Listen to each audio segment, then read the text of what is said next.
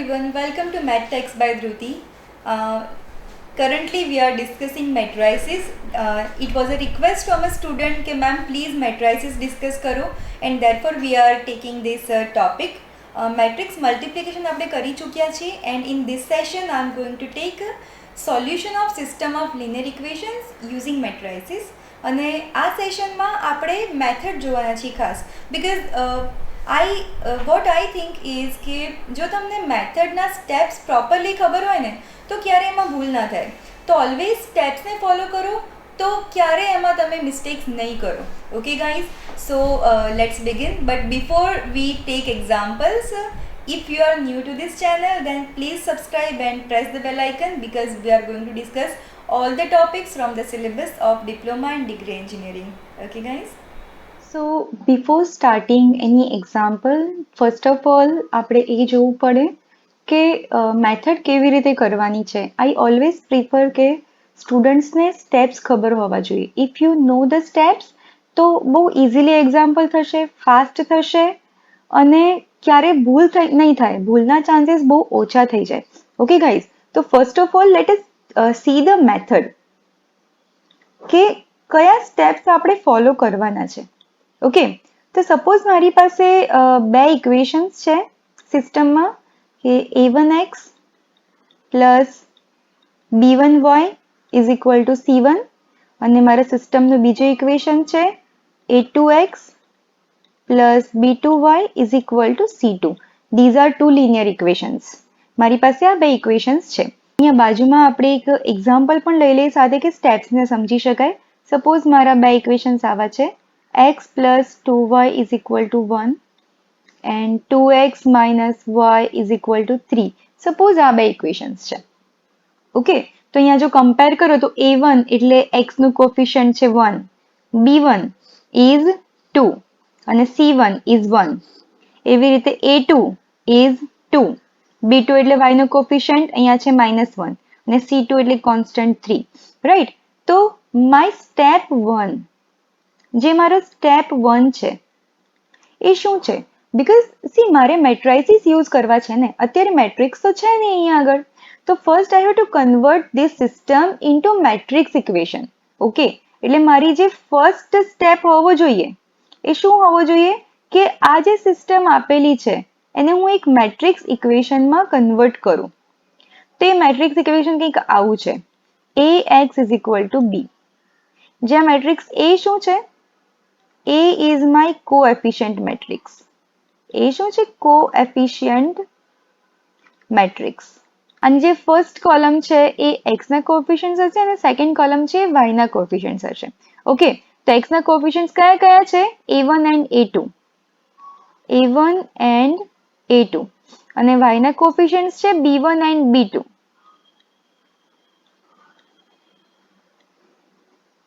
Into જે x છે, x is my variable vector, જેમાં આપણે વેરિયેબલ્સને સમાઈશું. ઓકે, તો વેરિયેબલ્સ મારા છે x અને y, એટલે અહીંયા લખીશું x અને y is equal two b. b is the solution vector. b is the solution vector. Okay, તો મારી b છે સામે c1 and c2. It is c1 and c2. તો આ સ્ટેપ 1 થયો, મેટ્રિક્સ ઇક્વેશનનું ફોર્મ થયું. તો અહીંયા મેટ્રિક્સ ઇક્વેશન શું થશે જોઈ લઈએ ગાઈઝ. x ના કોફિશિયન્ટ્સ 1 2 અને y ના કોફિશિયન્ટ્સ 2 -1 into the variables x y is equal two શું છે મારી પાસે 1 3. So this is my step 1. આ શું છે? મારો a છે, x છે ઇઝ ઇક્વલ ટુ b છે. ફાઇન. Then step 2. Step 2, મારી પાસે છે equation ax is equal to b અને સોલ્વ કરવું છે એટલે x અને y શોધવા છે. That means I need to find the vector x. આ વેક્ટર શોધવો છે, રાઈટ? એટલે મારે શું કરવું પડે? x ને મારે સબ્જેક્ટ બનાવવો પડે, સૂત્રના કર્તા બનાવવો પડે. એટલે મારે શું કરવું પડે? બંને બાજુ a ઇન્વર્સ થી મલ્ટીપ્લાય કરું તો આ side a inverse into a છે એ i થઈ જાય અને સામે a ઇન્વર્સ ઇન્ટુ b રહી જાય. એન્ડ ધેરફોર મને મળે x is equal two a inverse b. This is what I need to do to to find out the variables, right? પણ હવે A inverse માટે what is the condition? A inverse માટે condition શું છે? Mod A must not equal to 0. જો mod A 0 થઈ જાય, if mod A is equal to 0, then system do not have unique solution. આ હું તમને ફરી ક્યારેક કોઈ નવા સેશનમાં સમજાવીશ કે કેમ યુનિક સોલ્યુશન નથી મળતું. But right now you need to take this. If mod A is equal to 0, then the system do not have unique solution. આપણને આ મેથડ ઉપરથી ખાલી યુનિક સોલ્યુશન્સ જ આપણે શોધવાના છે, therefore આપણે આગળ જઈશું નહીં. ઓકે, જો mod A નોન ઝીરો હોય તો સ્ટેપ 2 મારો કન્ટિન્યુ થઈ જાય છે અહીંયા આગળ. Step 2 continue. સ્ટેપ 2 માં I need to find A inverse. Okay, અને પછી સ્ટેપ 3 માં હું ફાઇન્ડ કરીશ A inverse B, અને સ્ટેપ 4 માં x સાથે આને સરખાઈ દઈશું અને વેરિયેબલ્સના આન્સર લખી નાખીશું. નાઉ લેટ અસ સી કે અહીંયા આગળ કેવી રીતે કરી છે. સ્ટેપ 1 થઈ ગયો.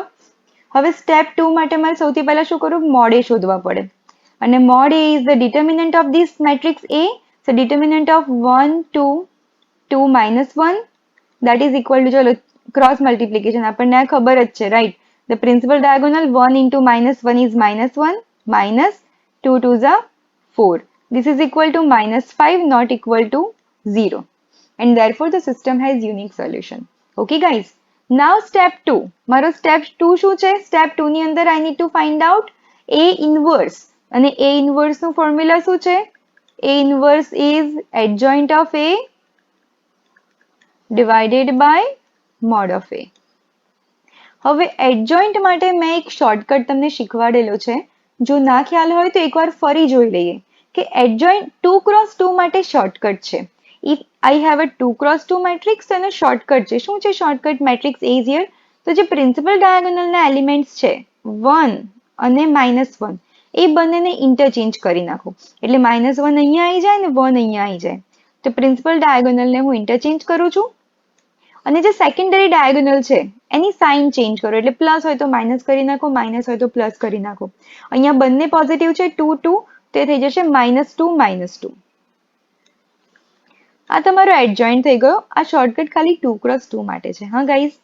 સો 2 cross આ તમારો 2 cross 2 નો એડજોઇન્ટ થઈ ગયો મેટ્રિક્સ A નો, ડિવાઇડેડ બાય આ મેં કરેલું જ હતું. હવે અહીંયા આગળ આ સ્ટેજ ઉપર આ જે -5 છે અને 12 મલ્ટિપ્લિકેશનમાં હું રહેવા દઈશ. કેમ? બીકોઝ પછી મારે આને પાછું મલ્ટીપ્લાય કરવાનું છે ને B સાથે, દેટ મીન્સ 1 3 સાથે, તો એ થોડા હર્ડલ્સ ઊભા કરશે ફ્રેક્શનલ નંબર્સ હશે તો. Instead I will multiply this -1/5 letter on. તો A inverse થઈ ગયો. Then next I need to find A inverse B. એટલે આ બેનું મલ્ટિપ્લિકેશન.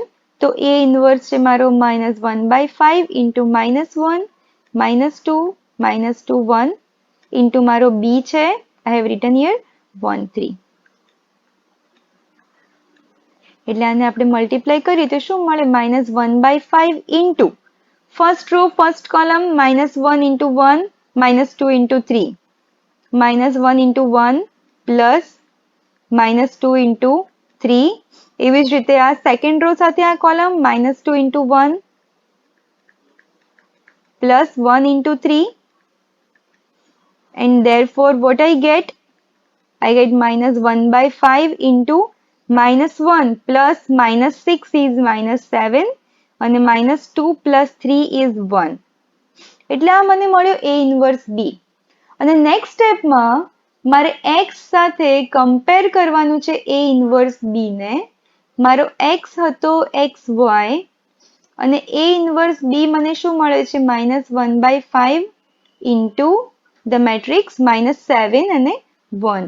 So it's -7 1. અહીંયા at last આ -1/5 ને હું કમ્પેર કરી દઈશ.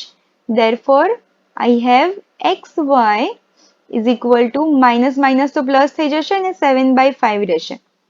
અહીંયા આગળ -1/5 into 1 is -1/5 only, and therefore when I compare these two I get x is equal to 7/5 અને y is equal to -1/5.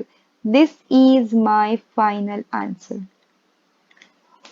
So guys, એકવાર ફરી જોઈ લઈએ method. Step 1, matrix equation form કરવાનું, ax ઇક્વલ ટુ b લઈ લેવાનું. દેન step 2 માટે મારે x is equal two a inverse b કરવાનું છે. તો a ઇન્વર્સ માટેની આ કન્ડિશન છે કે તમારો ડિટર્મિનન્ટ વેલ્યુ નોન ઝીરો હોવી જોઈએ તો જ મેટ્રિક્સને ઇન્વર્ટિબલ કહેવાય. એન્ડ ધેરફોર આપણે પહેલા મોડે ચેક કરીએ છીએ. If mode is not equal to zero, go ahead. If mode equal to zero, simply લખી નાખો કે the system do not have unique solution. આપણે આગળ કામ કરવાનું છે નહીં for this method. There are some other methods કે જે તમને યુનિક સોલ્યુશન ના હોય તો પણ સોલ્યુશન આપે છે. Okay guys? So four this method, if mode is equal to zero, આ મેથડથી આગળ કામ ચાલે નહીં. દેન મોડ એ નોન ઝીરો હોય તો એ ઇન્વર્સ શોધી નાખો, મલ્ટીપ્લાય એ ઇન્વર્સ ઇન્ટુ બી, અને પછી એને એક્સ સાથે કમ્પેર કરી નાખો. ખાલી એક વસ્તુ યાદ રાખવાની છે કે એ ઇન્વર્સમાં આજે આપણે મોડ એને ડિવાઈડ કરીએ છીએ એ અત્યારે ડિવાઈડ નથી કરવાનું. એટ લાસ્ટ જ્યારે તમે એક્સ અને વાયની વેલ્યુઝ લખો ત્યારે એને ડિવાઈડ કરજો. Okay guys?